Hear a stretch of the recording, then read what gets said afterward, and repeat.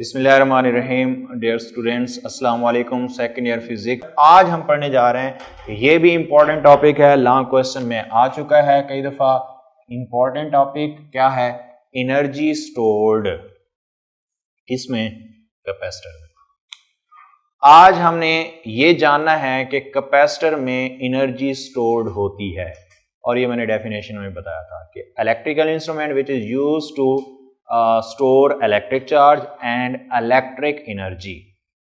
तो ये याद रखना होगा, कैपेसिटर में एनर्जी स्टोर हो सकती है, होती है। कौन सी शक्ल में होती है? इलेक्ट्रिक एनर्जी होगी। इलेक्ट्रिक एनर्जी क्यों कहा जाता है, ये आपको इस टॉपिक में समझा दूंगा कि उसे इलेक्ट्रिक एनर्जी क्यों कहा जाता है। ठीक हो गया? हाँ जी। तो आइए पहले जानने की कोशिश करते हैं, बाद में कैलकुलेशन की तरफ जाएंगे कि एनर्जी जो कैपेसिटर में स्टोर होगी वो कौन कौन से फैक्टर पे डिपेंड करेगी, मतलब उसका फार्मूला क्या होगा। फार्मूला हम बाद में ड्राइव करेंगे, पहले जरा समझ तो लें कि भाई एनर्जी स्टोर होती क्यों है, कैसे होगी। तो अब कैपेसिटर में एनर्जी स्टोर करने के लिए मैं आपको एक छोटी सी एग्जांपल दे रहा हूं, बाद में टॉपिक की तरफ आऊंगा। एग्जांपल ये है, कॉमन सेंस है कि जमीन पे पड़ी हुई कोई भी चीज खुद ब खुद ऊंचाई पे नहीं आ सकती। अगर चाहते हैं कि वो ऊंचाई, लेट से ये बोर्ड मार्कर है, ये बोर्ड मार्कर अगर जमीन पे पड़ा हुआ है, फर्श पे पड़ा हुआ है, तो ये कभी भी खुद ब खुद इस हाइट पे नहीं आ सकेगा, ऊंचाई पे नहीं आ सकेगा।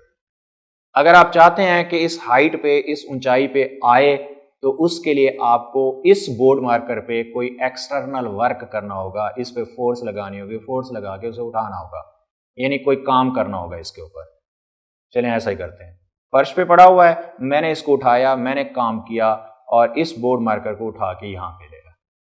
आप जरा सोचिए कि मैंने तो काम किया, मैंने काम किया, मेरा काम कहां गया? वो इसके पास है, इसने अपने अंदर स्टोर कर लिया है। जो मैंने काम इस पे किया है वो इसने स्टोर कर लिया है एनर्जी की शक्ल में, इसके पास एनर्जी आ गई है। तो जाहिर है एनर्जी कहां से आई? कहीं से ली है ना। जो मैंने काम इस पे किया है वो इसमें स्टोर हो गया। कौन सी एनर्जी की फॉर्म में? ग्रेविटेशनल पोटेंशियल एनर्जी की फॉर्म में। तो भाई इसने एनर्जी स्टोर कर दी। अगर यकीन नहीं आता, इसको छोड़ के देगा, नीचे जाएगा, मूव करेगा। तो मूव तो वही बॉडी करती है जिसके पास एनर्जी हो। तो ये मूव कर रहा है, इसका मतलब इसके पास एनर्जी वाकई है। यही कंसेप्ट मैं यहां यूज करने जा रहा हूं। ये कैपेसिटर की प्लेटें हैं, पैरेलल प्लेट बनाया है। अब जरा सोचिए, एक प्लेट को हम किसके साथ जोड़ रहे हैं? हाई पोटेंशियल के साथ, पॉजिटिव के साथ, और एक को किसके साथ जोड़ रहे हैं? लो पोटेंशियल, नेगेटिव के साथ। अब देखिए, जिसको हाई के साथ जोड़ेंगे, पिछले लेक्चर में बार बार कहा, उस पे पॉजिटिव चार्ज आएंगे, जिसको लो के साथ जोड़ेंगे उस पे नेगेटिव चार्ज आएंगे। वो आपको टर्मिनल खुद बता रहे हैं। लेकिन बजाय मैं सारे स्टोर करने के, मैं चले आपको समझाता हूं कि फर्ज करें शुरू में इस पे एक पॉजिटिव आया और इस पे एक नेगेटिव आया, क्योंकि एकदम से तो स्टोर नहीं होते, उस पे एक टाइम लगता है। नेक्स्ट टॉपिक में समझाऊंगा आपको कि ये जो स्टोर करने का अमल है ये एब्रप्ट नहीं होता, बल्कि ग्रेजुअली होता है। तो खैर, इस पे एक पॉजिटिव स्टोर हुआ और इस पे क्या स्टोर हुआ? एक नेगेटिव। अब आप खुद सोचिए, जरा अपने कॉमन सेंस को यूज करके सोचिए कि भाई अगर एक प्लेट पे पॉजिटिव है पड़ा, उस पे एक और पॉजिटिव जाना है अभी, तो क्या यह पॉसिबल है कि खुद ब खुद पॉजिटिव वहां चला जाए जहां ऑलरेडी पॉजिटिव है? ऐसा नहीं हो सकता। क्यों? क्योंकि दरमियान में रिपल्शन हो रही है। पॉजिटिव पॉजिटिव को रिपेल करेगा, नेगेटिव नेगेटिव को रिपेल करेगा, लेकिन फिर भी ले जाना है। यही किया जाता है ना कि इस प्लेट पे सारे पॉजिटिव आएंगे, इस पे सारे क्या आएंगे? नेगेटिव आएंगे। फिर भी ले जाना है पॉजिटिव को, तो खुद नहीं जाएगा, उसको ले जाना पड़ेगा। और उसे ले जाने के लिए क्या करना पड़ेगा? काम, वर्क करना होगा। और वो वर्क कौन करेगा? मैं तो नहीं करूंगा। कौन करेगा? वो करेगी बैटरी। तो इसका मतलब बैटरी मुसलसल काम किए जा रही है चार्ज को प्लेटों पर स्टोर करने के लिए। तो बैटरी ने तो काम किया, वो काम कहां चला गया? चार्ज के पास। चार्ज कहां है? कैपेसिटर पर। तो इसका मतलब चार्ज ने वो काम अपने अंदर स्टोर कर लिया है, और वो चार्ज कहां है? कैपेसिटर पे। इन अदर वर्ड्स, वो काम कैपेसिटर में स्टोर हो गया एनर्जी के तौर पे। और ये कौन सी एनर्जी होगी? Electric potential energy. क्योंकि पोजीशन चेंज हुई है, चार्ज की पोजीशन चेंज हुई है, इसीलिए इलेक्ट्रिक पोटेंशियल एनर्जी। उम्मीद है ये बात आपको समझ आ गई हो कि कैपेसिटर के अंदर एनर्जी स्टोर कैसे होती है। बैटरी मुसलसल काम किए जाती है और वो काम कैपेसिटर में स्टोर हो जाता है इलेक्ट्रिक पोटेंशियल एनर्जी के तौर पे। अब मैं जा रहा हूं कैलकुलेशन की तरफ। कैलकुलेशन में law of conservation of energy को अगर आप देखें तो हम लिख सकते हैं कि electric potential energy stored in capacitor is equal to, कि कैपेसिटर में जो इलेक्ट्रिक पोटेंशियल एनर्जी स्टोर हुई है वो बराबर होगी किसके,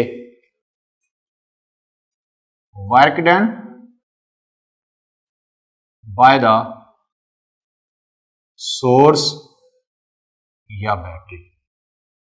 जो बैटरी ने या सोर्स ने काम किया है उतनी ही एनर्जी स्टोर हो जाएगी किसमें, कैपेसिटर की प्लेटों में या कैपेसिटर में। इलेक्ट्रिक पोटेंशियल एनर्जी को जाहिर किया जाता है U से, जो कैपेसिटर में एनर्जी स्टोर होगी इलेक्ट्रिक पोटेंशियल एनर्जी उसको U से जाहिर कर रहे हैं और वर्क जो है उसको चलें W से जाहिर कर देते हैं। तो वर्क मालूम करना है, समझें, एनर्जी मालूम हो जाएगी। तो भाई ये वर्क बैटरी का है, इलेक्ट्रिकल वर्क है। ये इलेक्ट्रिकल वर्क के मैं फार्मूला आपको समझा चुका हूं कि भाई इलेक्ट्रिकल वर्क निकालना हो तो क्या करना होता है, मैं लिख रहा हूं यहां पे, पहले समझा चुका हूं। इलेक्ट्रिकल वर्क हासिल होता है दो चीजों के प्रोडक्ट से। जैसे जो सिंपल प्रोडक्ट है, सिंपल वर्क है वो दो चीजों के प्रोडक्ट, फोर्स और डिस्प्लेसमेंट। यहां आएगा चार्ज जिसमें काम हुआ ज़र्ब पोटेंशियल डिफरेंस बैटरी का, QV।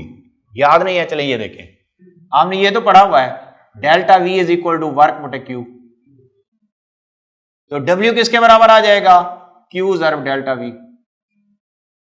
अब क्योंकि मैंने यहां पे डेल्टा V नहीं जाहिर किया हुआ, यहां पे मैंने जाहिर किया हुआ है पोटेंशियल डिफरेंस को V से, इसलिए मैंने V लिख दिया। और Q आपकी मर्जी है, स्मॉल लिखी है कैपिटल। आप परेशान ना हो कि कल जो है, कल के लेक्चर में तो हमने Q बड़ा लिखा हुआ था, यहां छोटा लिख दिया। अगर परेशान हो रहे हैं, चले ठीक है, मैं इसको बड़ा क्यों लिख देता हूं, QV। ये जो पोटेंशियल है, क्योंकि ये वेरी कर रहा है, आप खुद देखें शुरू में इन दो प्लेटों के दरमियान 0 था पोटेंशियल डिफरेंस, फिर चार्ज बढ़ते गए, पोटेंशियल डिफरेंस भी बढ़ता गया और बढ़ते बढ़ते मैक्सिमम हो गया। और मैक्सिमम कितना वैल्यू हो सकती है, जितना बैटरी के वोल्टेज होंगे। तो मैक्सिमम V यानी 0 से V तक हुआ पोटेंशियल, क्योंकि वेरी कर रहा है, इसीलिए हमें यहां पे पोटेंशियल डिफरेंस की कौन सी वैल्यू लेनी होगी, एवरेज वैल्यू। एग्जांपल देता हूं, आपको याद होगा फर्स्ट ईयर के अंदर जब स्प्रिंग मैस सिस्टम के लिए एनर्जी निकाली थी तो हमने कहा था कि फोर्स वेरी कर रही है, इसलिए एवरेज फोर्स ले लें। भाई यहां तो पोटेंशियल वेरी कर रहा है, तो इसलिए क्या लेना होगा, एवरेज पोटेंशियल डिफरेंस।